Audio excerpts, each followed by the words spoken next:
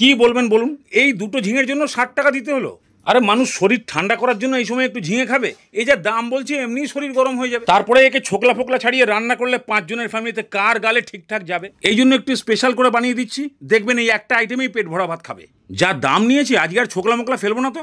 খালি মাথার লেজার থেকে অল্প অল্প করে বাদ দিয়ে শুঁকে ফেলে দিন, কারোর নজর লাগবে না। তারপরে এইভাবে ডুমুডুমু করে কেটে ভালো করে চটকিয়ে ধুয়ে ফেলুন, একদম ঝ্যাট করে বানানো হয়ে যাবে। তার উপর আবার বিশাল টেস্ট। এই ঝিঙেগুলো ভাজার জন্য আন্দাজ মতো সরষের তেল গরম করুন।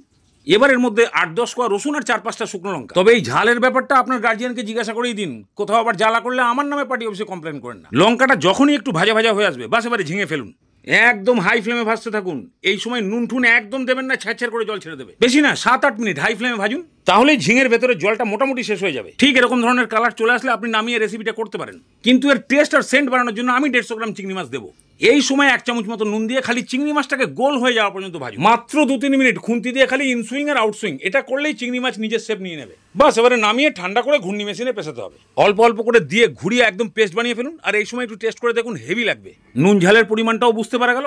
এবার এই যে জলীয় ভাবটা আছে এটাকে একটু শুকিয়ে ফেলুন। ওই ঝিঙে ভাজার কড়াইতে একদম সামান্য করে তেল দিয়ে কালো জিরে আর মাত্র 2-3টে কাঁচা লঙ্কা সামান্য একটু নাড়িয়ে চাড়িয়ে ঝিঙের পেস্ট দিয়ে দিন। অল্প করে হলুদ গুঁড়ো আর যতটা নুন দেওয়ার দরকার দিয়ে দিন। ভালো করে নাড়িয়ে ছাড়িয়ে এবার খালি শোকান। বাস এই টাইপের একটু শুকনো হয়ে গেলে এবার নামিয়ে দিন। নিন এবারে একদলা মতন নিয়ে ভাত দিয়ে ভালো করে মেখে একদম মুখে ঢোকান। ওরে মাইরি, এ তো একদম অসাধারণ টেস্ট।